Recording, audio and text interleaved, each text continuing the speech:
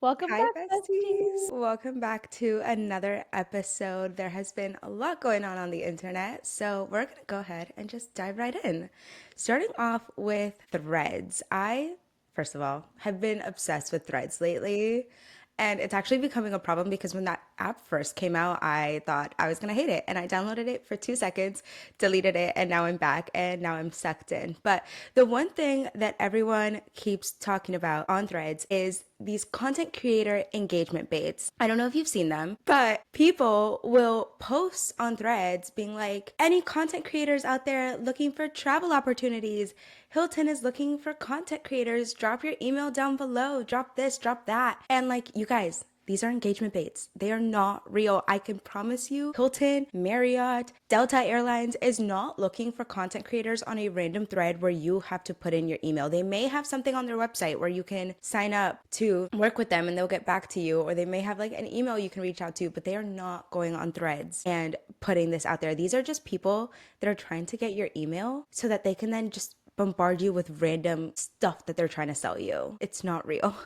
Just please don't put your email out there is all I'm gonna say, because I saw one where someone did put their email in and then what they got back was oh, you can buy my e-course on how to get PR from XYZ company. This is going to be like the one time where we're like, do not publicize your creator email because this is the one place you don't, because you already get so much junk with it just being in your bio in general, and it gets like spread around to tons of spam emails. But then to actively volunteer yourself for these, like they are not actually working with these companies. They're not actually going to get you these things. So just ignore them and move on. Like none of them are legit. They all just want engagement so they can get paid on threads. Right. And I think this started off a little bit wholesome because I remember years ago, people were on TikTok being like, I'm the social media manager for this small brand and we're looking for creators. So let me know if you are one. And those might be legit if it's like a small company, but the big travel agencies, companies are not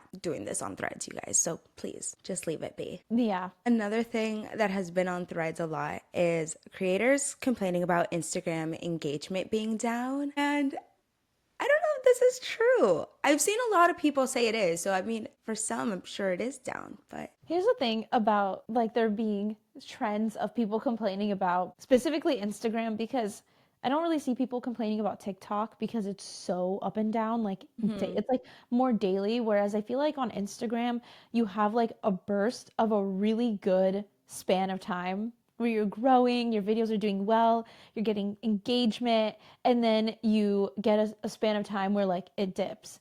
The thing is, I feel like with all the algorithms, whether it's over the course of a month or daily, that it always goes up and down. And I don't know why. I don't algorithm math. I'm not a algorithm scientist. I don't know how that works. But what I do know is that it does always go up and down, up and down. And like again, I feel like Instagram's just takes longer to go up and down, whereas TikTok is like a daily thing. And so all the people that are complaining about Instagram engagement being down, like my posts aren't getting shown to the right people and all that stuff. And it is so frustrating, but I feel like it happens all the time. So every time I see like a group or like a ton of threads or whatever of people being like, oh, Instagram algorithm is down, or like Instagram engagement is down, or like it's not working right now, or like it sucks. But then like other people are thriving. So it's just like you're in that down period and you just keep pushing through it and you'll boost back up again. So I never take those for like, oh, is it really down? Wow, that's crazy. I feel like it's more just like people wanting to complain that their stuff isn't doing well. Yeah, I feel like, okay, the one thing I will say about Instagram and their algorithm in general is that it does kind of suck in that it doesn't show your post to your followers. So Yeah. you could have had that really good up moment where like you're getting all of this engagement and all these followers. And then the next second, 94% of the people viewing your post don't follow you and probably want nothing to do with your post. So obviously they're not engaging. But like Tamia said, I feel like it just really depends on the person because, funnily enough, I keep seeing these posts about Instagram engagement being down, and I'm like, my Instagram engagement has never been better. Instagram has been the bane of my existence for the past 2 years. And in the past month, all of a sudden, I'm like way up high in comparison to where I was. So, yeah, I think it just depends on like the season. And I don't know if Instagram is changing what they prioritize. I'm sure they do all the time, but just keep pushing through is Yeah. like for mine, for instance, I have been sitting at 11.5K. It has have been months now. Like I have not budged from that number for months, but Yeah. I post every single day through like the repurpose.io thing. And some of my reels do pop off, like every couple they pop off, get decent engagement. Like my stories do really well, my posts do really well, but my following does not budge. And so I'm like, I hasn't budged for months. And I'm like, you know what? I like literally just don't care about Instagram, to be honest. I just keep posting on there, but I'm like not even concerned about any numbers on there because it's just, it would make me It spiral would into a drive you hole and crazy if never you come look at out. the numbers too much. Yeah. Yeah. But one thing that you can do to boost engagement, I've heard, is go live, which Oh, is something that I've thought about, not for Instagram necessarily, but for like TikTok and YouTube. I've thought about going live. I just have absolutely no idea what I would go live about. yeah. Like, do I just sit there and what, talk about life?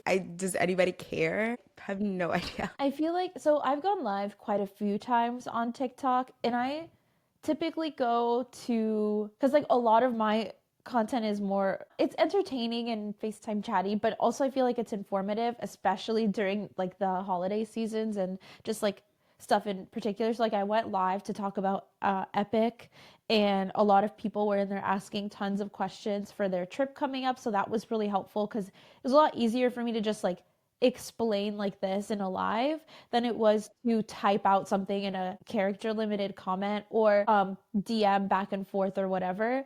I've also gone live and I'll do like a get ready with me, or honestly, I'll just like sit there with a drink and like a coffee or a tea, and then I'll just like start talking about my day when people start rolling in, and then eventually, like more of your followers roll in, and then you guys actually start having conversations, and it just kind of like goes on its own. I don't really know if you actually need to go in with a Well, concept. okay, so here's my question. When you first go in and there's nobody there, do you just wait for someone to come in or do you just start talking to yourself? So when I first go in and it's like TikTok is telling your people that you're live or whatever, right? And there is not a soul in there, I don't do anything. But the second I see one person pop up, like literally one person, I immediately start talking.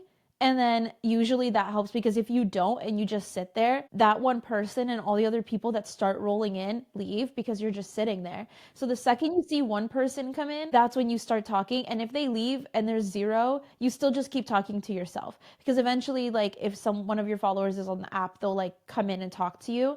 But like if you're just sitting there like just staring at the phone, it's gonna be awkward for everyone. So you just like start talking about your day, just like start talking to yourself essentially, pretending there's people on the other side, and then eventually people will be on the other side talking to you. You just have to like get over that and literally just fake it till you make it. Okay, because yeah, that's my other thing too is like, what if people do come in and then they don't have any questions? So again, I'm just talking to myself and having a full conversation with myself, and then it's just awkward. Because I feel like I went live maybe a year ago, 2 years ago Right. now.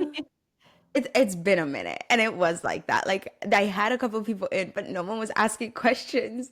So I was just like, okay, what am I doing here? I don't know. Just like have a couple story times or things that you've done, like what we did this weekend. Yeah. Just like be in there and be ready. Like if there's a silence in the comments, just be like, oh my gosh, you guys, like I went to da da da da and we did this and it was like this. Just like have things that you want to talk about. And typically people will wait because sometimes people also don't have things to say to you. And so if you start a story time or you start telling them about your day or something you did, some people will have opinions on something you did or like thoughts about that. And then they'll start talking to you because that's how like a conversation starts, but you have to be the one to like start the conversation. Yeah. And I feel like that's the hardest part when people are in there watching, but everyone is just like quiet. So you have to be the one to like start the ball rolling every time. Yeah. The other thing I've thought of, and I've seen one other person do this that I follow, and he is so smart for this because he does mainly food content, which my account is a lot of food content.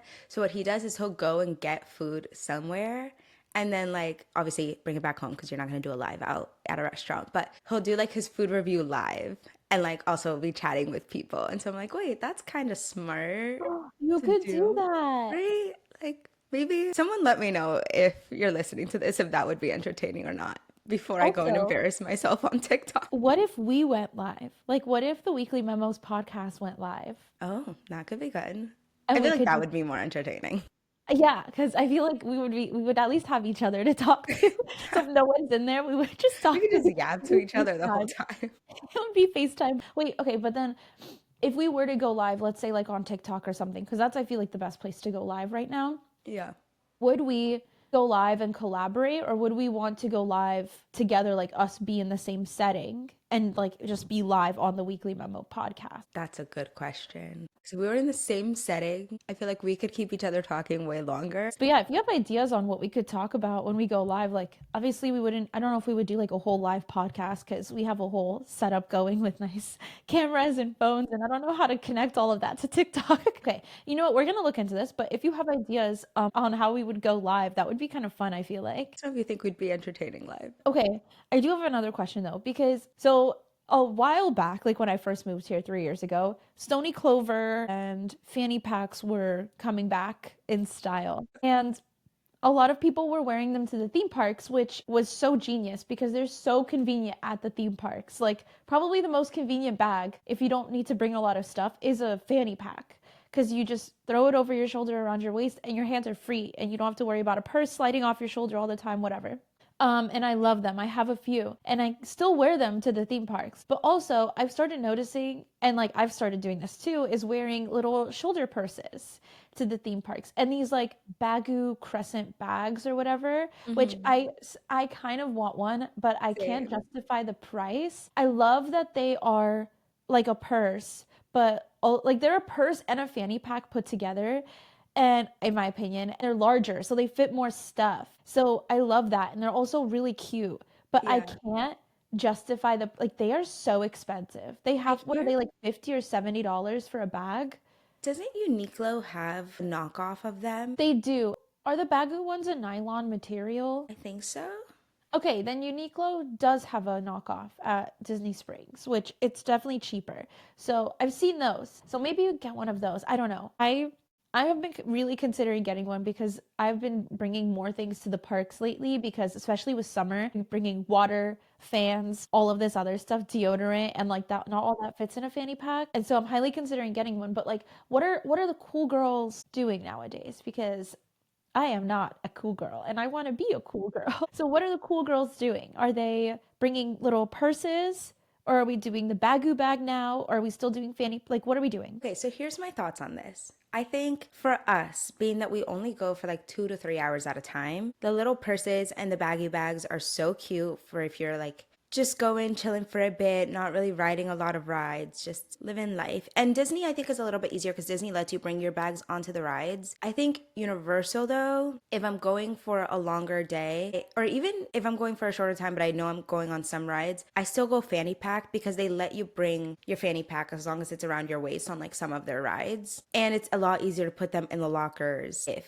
you're going on like the bigger rides. And I also just think for like longer park days, I don't want to be carrying around this like huge bag, you know? Yeah, my only other problem is like, for example, I'm going to Epic soon this week, and Hmm. I was trying to figure out what bag to bring because I'm gonna be so for real. I'm mainly going for content. I'm not even gonna lie. Like, I'm going because I want to be back at Epic, but this day specifically is gonna be like a lot of content. So I'm bringing multiple cameras with me, and like potentially my big camera, potentially my DJI, and my phone, and maybe a digicam, and like extra All the batteries, cameras. like literally all of my cameras. And so, but I also am spending a long day there because I'm bringing my boyfriend and it's his first time going and he's going to be helping me with content, but also it's his first time going, so we're going to be doing drinks, like we're just going to be spending a long time there. So part of me kind of wants to run to Disney Springs and go get the bagu bag because I feel like that's a larger bag that could fit more of my stuff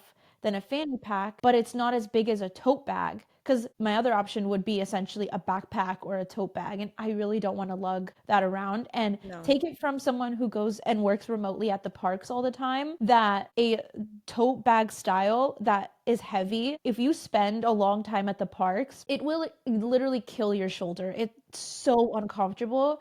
So the last thing I want to do is pack a tote bag to the max and have my shoulder be completely sore. Yeah, So no, that's why you're I'm gonna like, hate yourself. Right. So I'm like, do I go and run to Disney Springs to get a bag, like a bagu style bag that I can fit more camera stuff in? Yeah, I think that's the way to go. I also really like how, because of the material, you can still dress that bag up. I've seen people put like little pins on it and Oh, it's then a hang the keychain. little bag charms, and they're so cute. So I think, yeah, I think that's probably the best way to go. Okay, I might have to do that then. But yeah, okay. So then, because you have options for when you go to the parks, depending for how long you go for. But then, like, it's hard to find like a good in between. Right. Right. Okay. Well, that's good to know. Also, I know we talked about this a couple episodes ago about people finding Disney content creators boring and whatnot. And a lot of people said you guys don't find us boring. But then I've seen new talks about just certain Disney content being overdone. And personally, I don't think this type of content is overdone, but maybe someone can let us know if it is. But people were saying pin trading content and food content is overdone.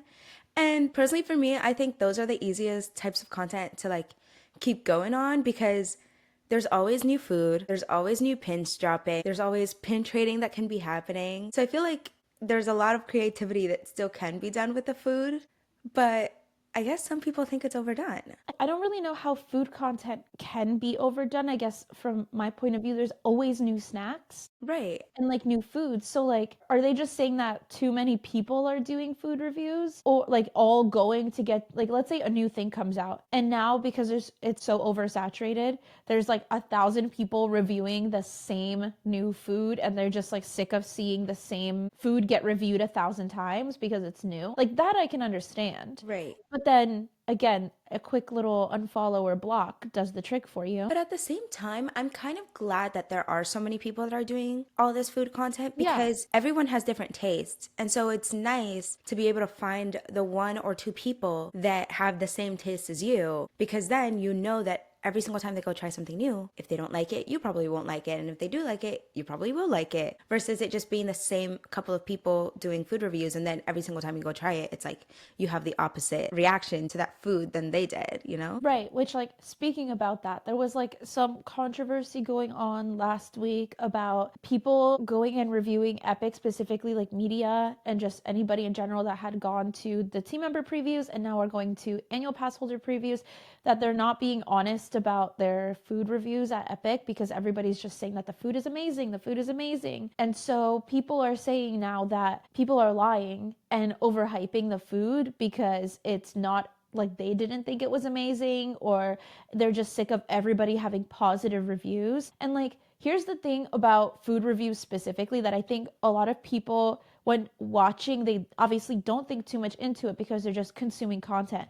But I feel like a really good tip is not to just trust your favorite content creators food reviews because you might love their content and their style and them as a person, but their tastes might not be the same as yours. So for food specifically, like I have stopped just listening to my favorite people that I watch all the time and try to like find people who say that a food is a certain way and then go and try that food at the parks, which I know obviously is easier living here than it is for people who are not. But I try to do that and then try to figure out who I have similar tastes with because food is so subjective and also not just food but the timing. Like I posted a video about these pretzel things, which by the way, did you see that they raised the prices on the I pretzel steak? did by a Something lot. crazy. It went from $8 to $12, $4 That's because they're so insane. popular. That's insane. They're like these garlic pretzel. We talked about them in the last podcast, but they're like these garlic pretzel bread things. And I tried them and they were dry and hard when I got it.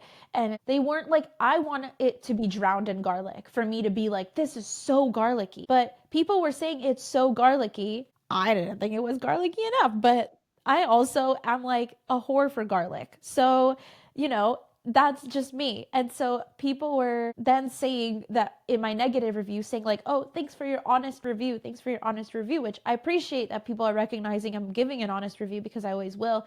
But I also don't want people to think that like when I give a positive review, then that means that I'm lying because I'm Right. not. And only negative reviews are honest reviews because, like, I'm going to like things and everybody's gonna like stuff.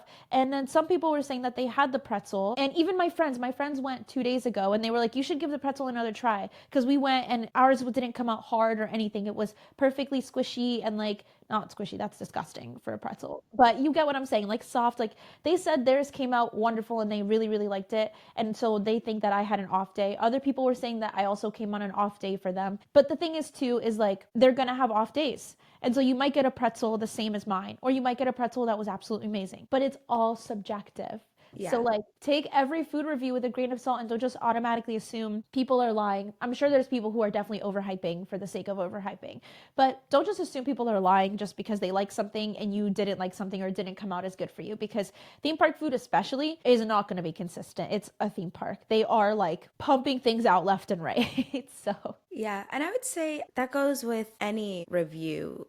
Like I know there's a trend, which I do it all the time too, where it's like if I know I don't have the most positive things, I'll put like honest review because people just tend to watch it more when I do that. yeah. But that doesn't mean that if I don't put that in my caption or I am giving a positive review that I'm lying. Just take every single thing that you see with a grain of salt. People obviously do things differently to because they know that's what's going to boost their views, but it doesn't mean that they're lying. It just means that they might have a different opinion than what you do. And that's okay. Like, that's the whole point of there being so many content creators, theme park content creators that are trying things out is because you are going to get those different opinions. And then you can find the ones that you like and go with that. And if you don't like someone's opinion, that's cool too. It's not the end of the world. Yeah, we really need to be practicing that scroll and unfollow and potentially block if you need to tactic. Yes, for sure. But we went to so many things this past weekend. It was this whole April, honestly, I couldn't be more grateful, has been so stacked with content creator opportunities between the both of us. Because again, we mooch off each other, so one goes, the other goes.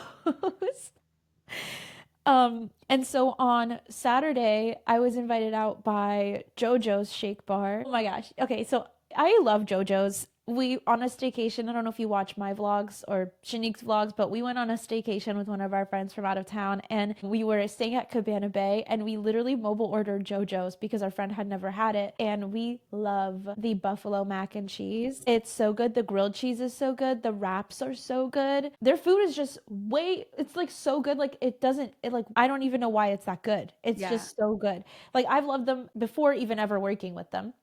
Yeah, one thing I And was saying in my vlog that's coming out on Friday, please watch, is that I know JoJo Shake Bar from the outside honestly kind of looks like a tourist trap because it's on iDrive. It's like this big blue building with those like giant shakes. So it gives tourist trap, but it's honestly so good. And they have some of the best seasonal overlays at their restaurant. Like a 10 out of 10 would recommend every single time, even if they had never invited us out. Because the first videos that we did for them, and you can scroll back on my page to like a year or two ago, was not sponsored. I just went on my own with Timea, and like I was freaking mind blown. So putting that out there first and foremost. yeah, so them reaching out, which by the way, I didn't reach out to them. Like we didn't reach out to them. They reached out to us. But I got an email from them being like, "Oh, would you want to come out to taste some of our stuff? We're doing like a Cinco de Mayo promo." And I was like, "Oh my God, like this is full circle. I love you guys." Yes. So we went out, and also in my vlog that's coming out on Wednesday, and we went out and we tried their stuff, and it was like at 11 a.m. on a Saturday. So the first thing that they brought out for us was a margarita Patron tree. 4 margaritas on that. Four Full-sized full size, margaritas. heavy poured Heavy poured margaritas, which they then followed up with 2 more alcoholic beverages of our choice. specialty cocktails. Specialty cocktails. We both got margarita or tequila, mixed with tequila in them. Then we got two apps Yep. and Two two entrees. entrees. So they did provide enough carbs for all of this. They did, they did. But doing that at 11 a.m. on a Saturday was not on my bingo card for this weekend. No, we literally got the tree came and the two cocktails, and both of us just looked at each other like, we're not gonna survive today. And so, anyway, so that food was delicious. It was amazing. And then afterwards, we went over to Universal City Walk because we wanted to check out the new Helios Hotel because I need this tote bag. I need this How to Train Your Dragon tote bag so badly, so badly. The art style is just so cute, but apparently it sold out during team member previews. And I was like, what if it's at the Helios merch store? So we took a bus over to Helios. And first of all, I cannot wait to stay at that hotel.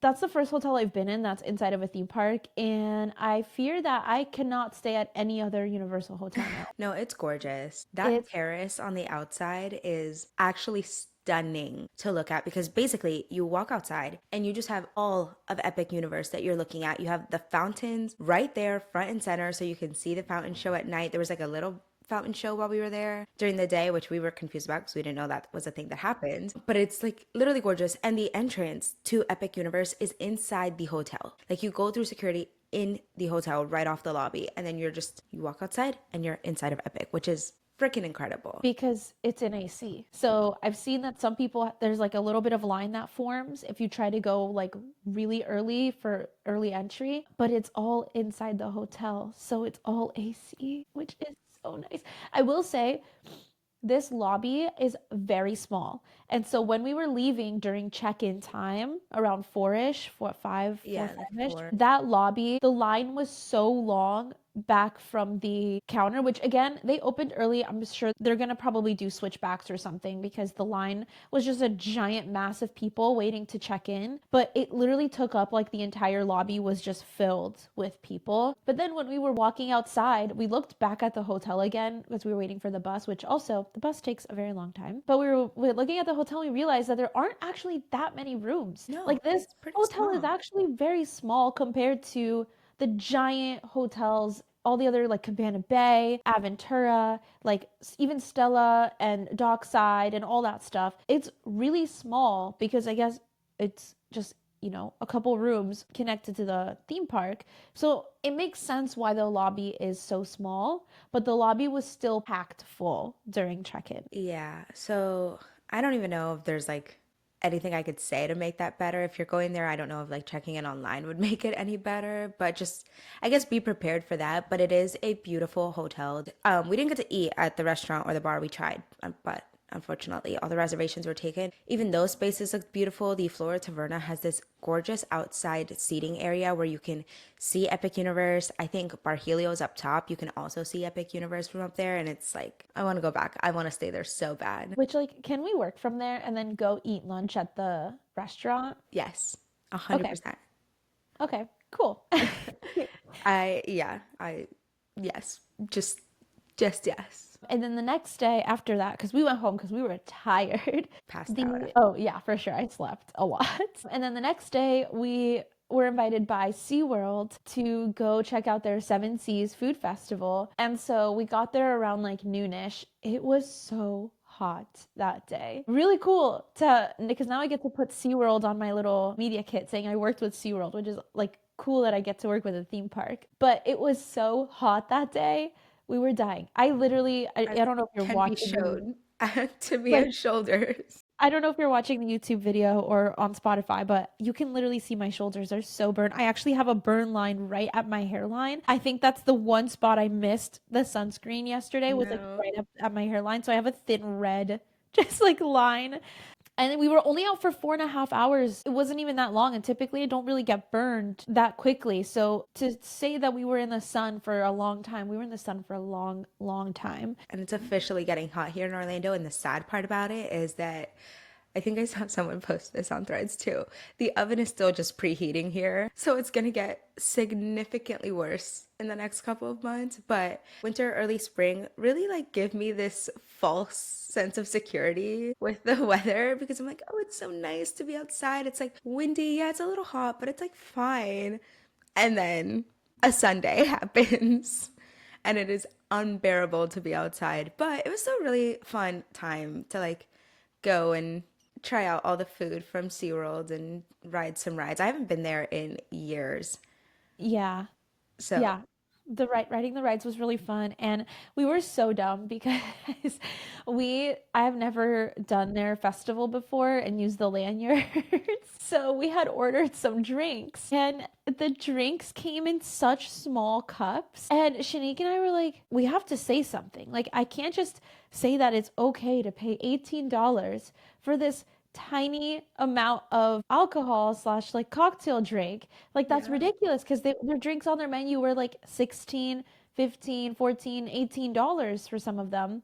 And so it's like, this is crazy. This drink is so tiny. It was like in a tiny plastic cup. Yeah. And We kept then saying like, "Oh, it's so delicious," but like the why are you portion getting size, just this amount for that it's money? Like so it's not worth it. no. And so then we had to be more than halfway through already, like the day, Yeah. when I saw on the side, on one of the signs, which apparently was on all the signs, but we just We just don't can't read it. read. In yellow at the top, it was like, if you are using a lanyard to get your drinks, all drinks will come in sample sizes. So now I have to cut out all the parts because then I made a note of that. So I'll put that like toward the beginning of my video. And then I have to cut out all the parts where I was like, guys, this is just not worth it. Like, this size is so small. What the heck? 'Cause they say on all the signs that you get a sample size when you use a lanyard. But if you pay the $18, you get the full like red solo cup size, which was slightly smaller than a red solo cup. But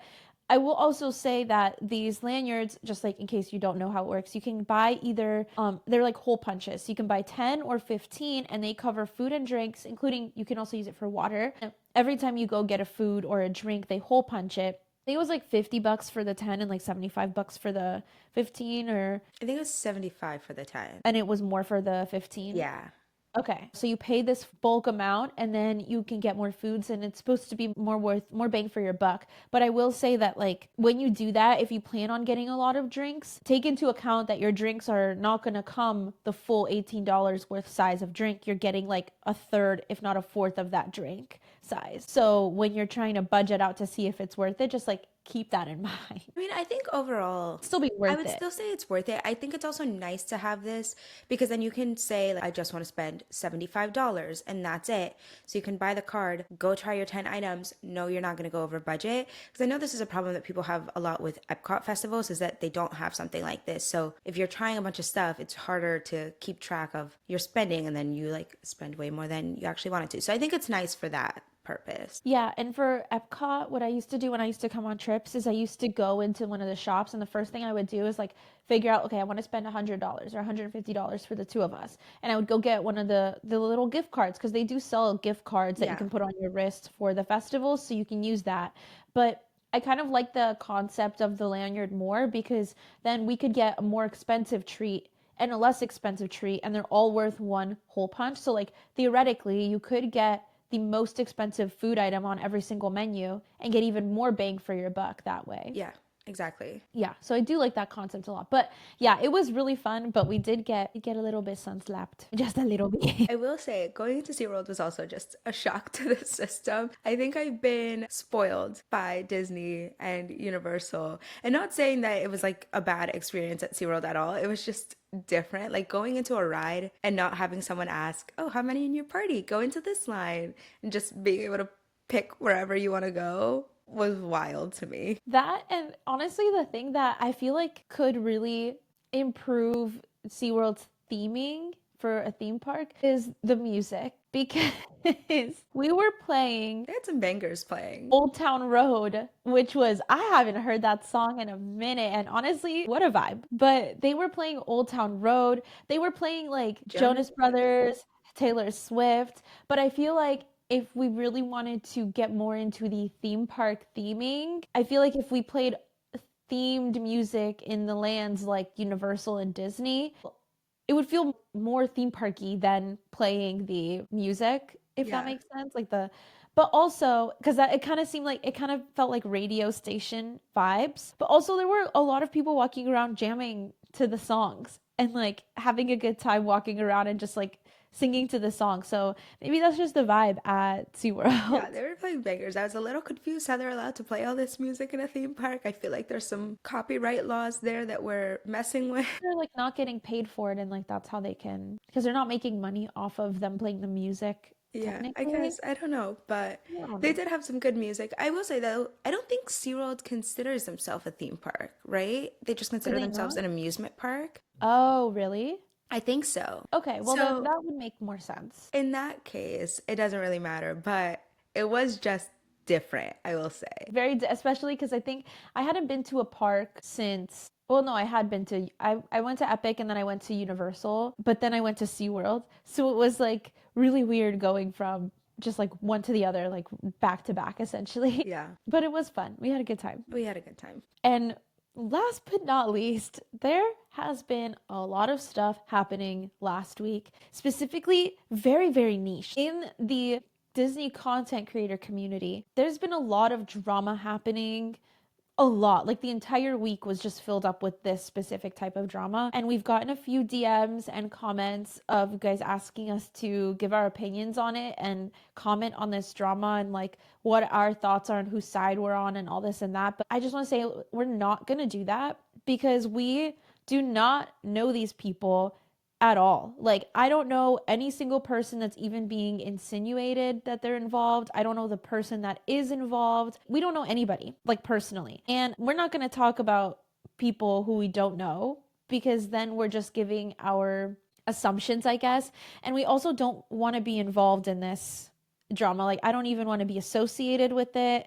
I just want to be, I am living in my epic universal bubble at the moment, and I want to wait till this goes away till I even enter back into the Disney bubble, to be completely honest, because it's just so much too much and I just don't want to speak on it. Right. There's also been a lot of hate being thrown back and forth on both sides, and we don't want to keep that hate train going, so we're out of this one. Yeah, sorry. I know you guys want to hear our opinions, but we're not commenting on it. Sorry. But with that being said, I think this one is just going to be a little bit of a shorter episode for us. Thank you guys for listening, and we will see you back here next week. Bye. Bye.